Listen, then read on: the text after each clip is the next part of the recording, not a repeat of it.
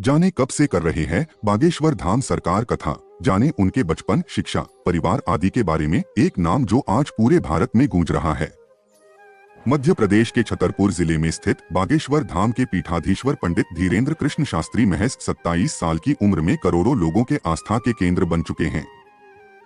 उनके पास दिव्य शक्तियों का वरदान है, जिससे वह लोगों की समस्याएं जान लेते हैं और उनका समाधान करते हैं।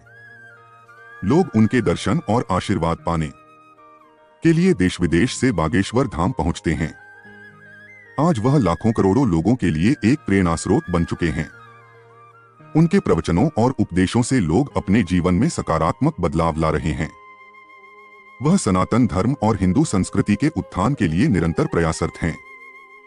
लेकिन क्या आप जानते हैं कि धीरेन्द्र कृष्ण शास्त्री का बचपन बेहद संघर्षों से भरा रहा? उन्होंने किस तरह अपनी लगन और मेहनत से इस मुकाम को हासिल किया? आइए विस्तार से जानते हैं पंडित धीरेन्द्र कृष्ण शास्त्री के इस अनोखे और प्रेरणादायक सफर के बारे में। धीरेन्द्र कृष्ण शास्त्री कौन हैं?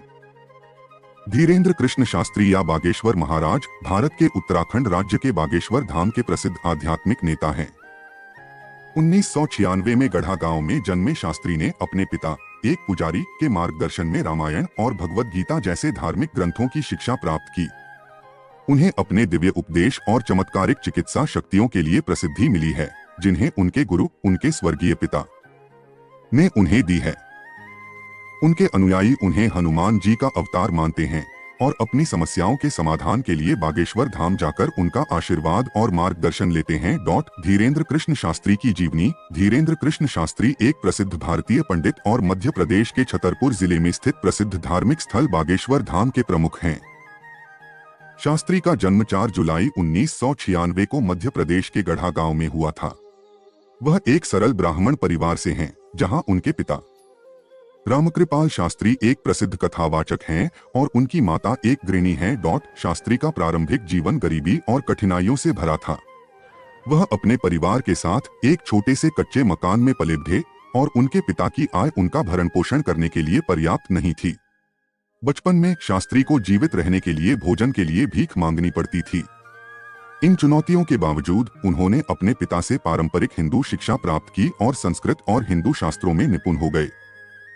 शास्त्री की औपचारिक शिक्षा उनके गांव के एक सरकारी स्कूल में उनकी स्कूली शिक्षा तक ही सीमित थी। उन्होंने उच्च शिक्षा प्राप्त नहीं की, हालांकि उनकी शैक्षिक पृष्ठभूमि के बारे में विरोधाभासी रिपोर्टें हैं।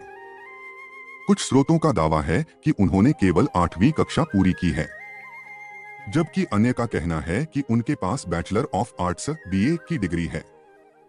शास्त्री की आध्यात्मिक यात्रा 9 साल की उम्र में शुरू हुई, जब वह अपने गांव के हनुमान मंदिर जाने लगे। वह हनुमान को अपना परम गुरु मानते हैं और मानते हैं कि हनुमान हमेशा उनके साथ हैं। शास्त्री जगत गुरु रामभद्राचार्य के अनुयायी हैं, जो धीरेन्द्र कृष्ण शास्त्री की शिक्षा धीरेन्द्र कृष्ण शास्त्री, जिन्हें बागेश्वर धाम महाराज के नाम से भी जाना जाता है, ने अपनी प्रारंभिक शिक्षा अपने गांव के सरकारी स्कूल में पूरी की। शास्त्री ने अपनी शिक्षा 8वीं कक्षा तक अपने गांव के स्कूल में पूरी की, फिर वह 5 किलोमीटर दूर गंज गांव के स्कूल में पढ़ने गए।